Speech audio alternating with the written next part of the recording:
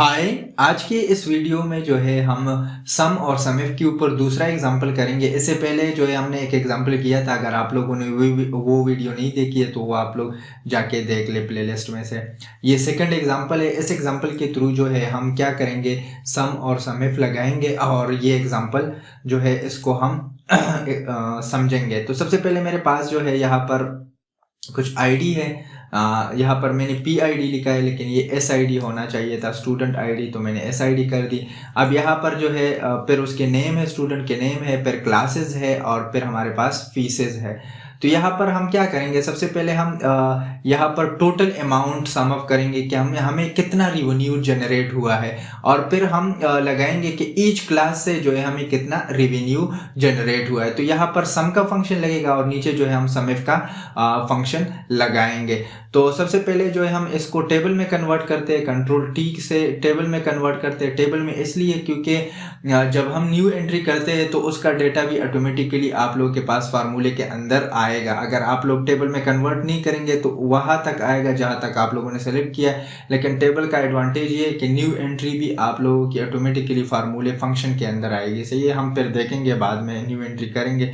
तो यहाँ पर मैंने जो है कंट्रोल टी प्रेस किया और टी प्रेस करने के बाद ये आप लोगों के पास ये क्रिएट टेबल का एक बॉक्स आ गया। इसमें ये आप लोगों ने माय टेबल इज हेडर, क्योंकि हमारी टेबल की हेडर है यहाँ पर। अगर आप लोग देखें तो यहाँ पर जो है मैं जैसे ही ओके करूँगा, ओके करने के बाद ये टेबल में कन्वर्ट हो जाएगा। टेबल में कन्वर्ट होने के बाद यहाँ पर मैं क्या लगाऊंगा, इक्वल सम लिखूंगा और टेब प्रेस करूंगा अपनी कीबोर्ड से, और मैं कहूँगा कि इसको आप सम करें। ये जितना भी रेंज है इसको आप क्या करें, सम करें। ब्रैकेट बंद करूंगा शिफ्ट 0 के साथ और एंटर कर लूंगा, तो ये हमारे पास 48,000 है।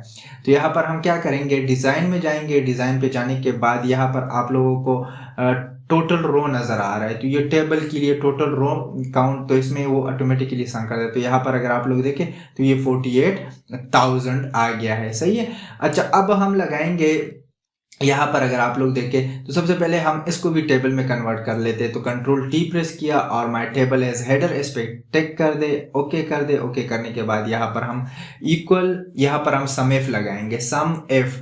अब सम इफ में सबसे पहले आप लोग रेंज देंगे। द फर्स्ट थिंग इज आप लोगों ने रेंज देना है, यहाँ पर आप लोग को नजर आ रहा होगा। फिर क्राइटेरिया देनी है, कंडीशन जिसको हम कहते हैं, और फिर जो वैल्यू सम करना है उसी कंडीशन के हिसाब से वो आप लोगों ने देनी है।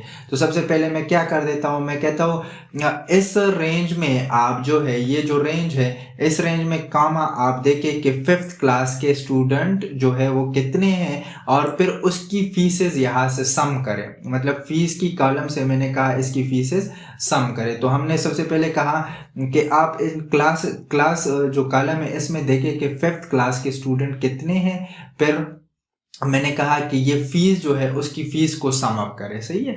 तो ये क्या करेगा, अब सिर्फ 5th क्लास के स्टूडेंट की फीस को सम अप करेगा। सही है। तो जैसे ही मैं ब्रैकेट बंद करूंगा, एंटर करूंगा, तो ये आप लोग को नजर आ रहा है ऑटोमेटिकली उसने।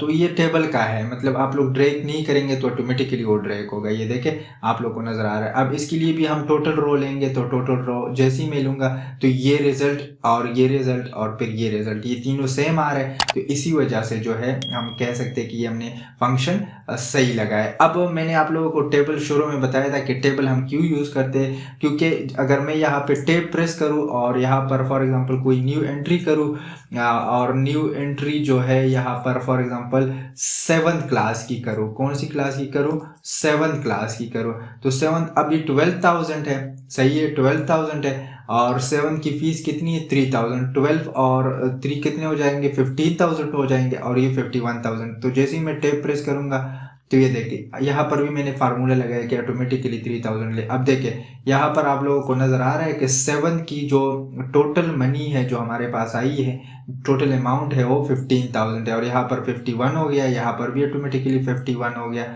और अगर आप लोग इस टेबल के नीचे जाए तो यहाँ पर भी 51 हो चुका होगा। ये देखें ये 51 है। सही है। तो इट्स मीन कि अगर आप लोग के पास नेट टोटल कंप्लीट, मतलब पूरे उसमें डेटाबेस में आप लोगों के पास नेट टोटल सेम आ रहा है, तो इट्स मीन कि आप लोगों ने फंक्शन सही लगाया है। तो इस तरह जो है अगर हम टेबल यूज नहीं करेंगे तो हमारे पास जो न्यू एंट्री होगी तो उसमें नहीं आएगी।